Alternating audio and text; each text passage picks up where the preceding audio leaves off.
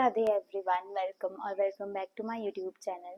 आई hope आप सब लोग अच्छे होंगे एंड आप लोगों की प्रिपरेशन भी अच्छी चल रही होगी। So I am Divya, I am a banking aspirant.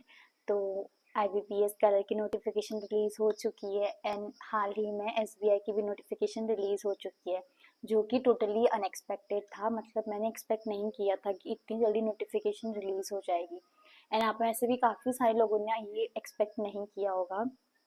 तो हमारे पास बहुत कम टाइम है and exams back to back हैं, तो हमें अब बहुत मेहनत करनी है और जो सब्जेक्ट हमारे स्ट्रॉन्ग हैं उन्हें और स्ट्रॉन्ग बनाना है एंड जो वीक सब्जेक्ट हैं उनको भी इतना अच्छा बनाना है कि मतलब हम उनमें 20+ एटलीस्ट स्कोर कर पाए।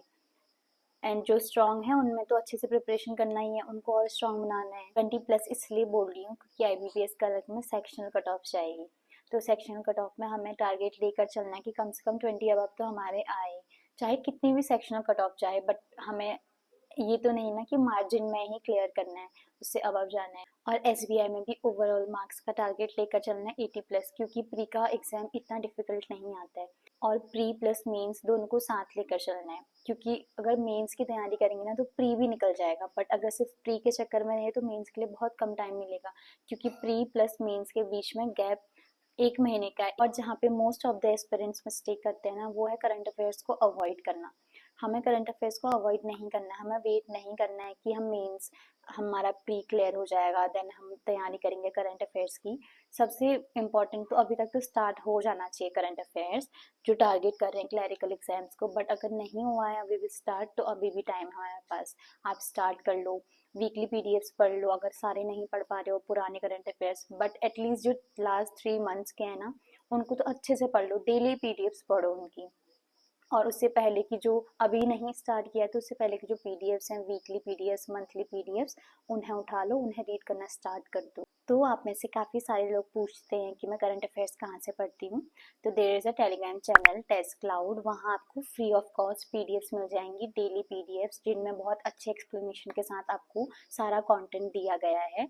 एंड जब आप इनके ऐप पे जाओगे तो इनके ऐप पे आपको weekly PDFs, monthly PDFs and quizzes मिल जाएंगे विद प्रॉपर एक्सप्लेनेशन। एंड जब आप इनका PDF ओपन करोगे, वहाँ आपको एक PDF पावर पैक मिलेगा, जिसमें आपको एक मंथली PDF मिलेगा करंट अफेयर्स का। इसमें आपको नेशनल अफेयर्स से लेकर स्टैटिक GK तक की सारे टॉपिक्स की न्यूज मिल जाएगी। इसमें न्यूज टू द पॉइंट दी गई है एंड फॉर बेटर अंडरस्टैंडिंग की पॉइंट्स भी ऐड किए गए हैं। एंड जो हमारे एग्जाम पैटर्न है वो बेसिकली वन लाइनर्स पे बेस्ड होता है, तो इसमें एक वन लाइनर की भी PDF दी गई है। हर मंथ की आपको वन लाइनर की PDF मिल जाएगी, इससे हम मंथली करंट अफेयर्स को अच्छे से रिवाइज कर सकते हैं। एंड अगर आपको सेम चीज की प्रैक्टिस करनी है तो आपको मंथली बेसिस पे टॉप 360 MCQs मिल जाएंगे एंड एग्जाम से पहले हम सेम चीज को अच्छे से रिवाइज भी कर सकते हैं। मैं आपको चैनल का लिंक डिस्क्रिप्शन बॉक्स में दे दूंगी, आप वहां से ज्वाइन कर लीजिए। तो मैंने आज का अपना स्टडी सेशन स्टार्ट किया था वोकैब रीडिंग से। इसमें मुझे फिक्स्ड प्रीपोजिशंस को रिवाइज करना था, क्योंकि जब मैंने इससे पहले पढ़ा था एक बार तो मुझे काफ़ी वर्ड्स में कंफ्यूजन था, तो फिर मैंने सोचा कि एक बार रिवाइज कर लेती हूँ, क्योंकि अभी एग्जाम्स ही बहुत पास हैं एंड SBI क्लर्क में काफ़ी क्वेश्चन आते हैं वोकैब के, एंड ये फिलर्स एंड एरर डिटेक्शन में भी काफ़ी हेल्पफुल होता है। तो वोकैब रीड करने के बाद मैंने स्टार्ट की आज की एडिटोरियल की क्लास, और इस दिन एडिटोरियल की क्लास में ऑलमोस्ट रिपीटेड वर्ड्स ही थे, तो नोट डाउन करने की जरूरत नहीं पड़ी। बट आज पुरानी वोकैब का बहुत अच्छे से रिवीजन हुआ, क्योंकि मैम किसी भी एक वर्ड को उठा देती है एंड उस वर्ड के 30 या 40 सिनोनिम्स कराती है, तो फिर बहुत अच्छे से वर्ड्स माइंड में रहते हैं। एंड ऐसा मैम डेली करवाती हैं, जिससे वर्ड्स मल्टीपल टाइम्स रिवाइज हो जाते हैं। एंड बाकी जिन वर्ड्स की मीनिंग हमें नहीं पता उस वर्ड को नोट डाउन करना है। एडिटोरियल की क्लास कंप्लीट करने के बाद मैंने स्टार्ट किया करंट अफेयर्स। करंट अफेयर्स की क्लास पहले मैं यूट्यूब से करती हूँ, देन उसके बाद मैं PDF से रिविजन करती हूँ। रिविजन के लिए मैं 2-3 प्लेटफॉर्म की PDFs उठा लेती हूँ एंड देन उससे रिवाइज करती हूँ। इससे क्या होता है, जो हम यूट्यूब से वीडियो कर रहे हैं उसका रिविजन तो होता ही है साथ में, एंड कोई नए करंट अफेयर्स ऐड हुई है तो वो भी हम पढ़ लेते हैं। एंड आप लोग के काफ़ी कमेंट्स थे कि करंट अफेयर्स के नोट्स कैसे बनाते हो, तो मैं नोट्स नहीं बनाती, मैं PDF से ही रीड करती हूँ करंट अफेयर्स को, क्योंकि मुझे लगता है कि नोट्स बनाने में काफ़ी टाइम कंज्यूम होता है। बाकी अगर आप लोगों को बनाने हैं नोट्स तो शॉर्ट नोट बना सकते हो। फिर मैंने स्टार्ट किया था क्वांट्स का रिवीजन।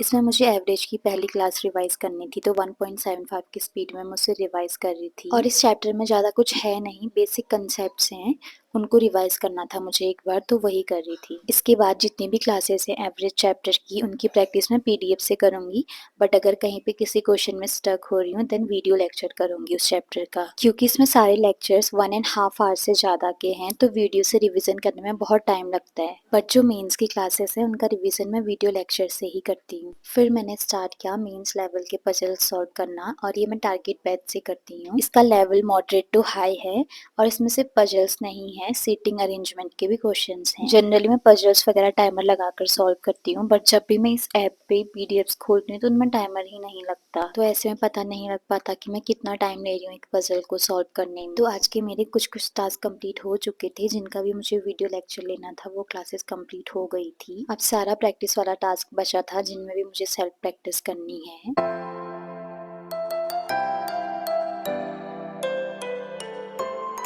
उसके बाद मैंने स्टार्ट किया टारगेट बैच से तीनों सब्जेक्ट के पीडीएफ सॉल्व करना। सबसे पहले मैंने स्टार्ट किया रीजनिंग से, एंड टारगेट बैच में जो भी डेली पीडीएफ्स आती हैं ये मॉर्निंग में 5 o'clock अपलोड हो जाती हैं, देन 24 आवर्स के लिए रहती हैं ऐप पे, देन डिलीट हो जाती हैं। और इन पीडीएफ्स का लेवल इजी टू मॉडरेट है। इन पीडीएफ्स का सबसे बड़ा बेनिफिट जो आई फेल्ट, इसे हम प्रोक्रेस्टिनेट नहीं कर सकते, क्योंकि जो भी पीडीएफ्स हैं वो 24 आवर्स के लिए ही अपलोड होनी है, एंड हमें 24 आवर्स के अंदर ही उन पीडीएफ्स को सॉल्व करना है। तो इन पीडीएफ्स को सॉल्व करते करते मुझे 2 घंटे लग गए थे, क्योंकि क्वांट से मुझे थोड़ा ज़्यादा टाइम लगा, उसमें एनालिसिस भी करना था। बाकी इन पीडीएफ्स का पैटर्न प्री एग्जामिनेशन जैसा है। पीडीएफ्स कंप्लीट करने के बाद मैंने squares, cubes, fraction to percentage का रिविजन किया। So that's all for today's video.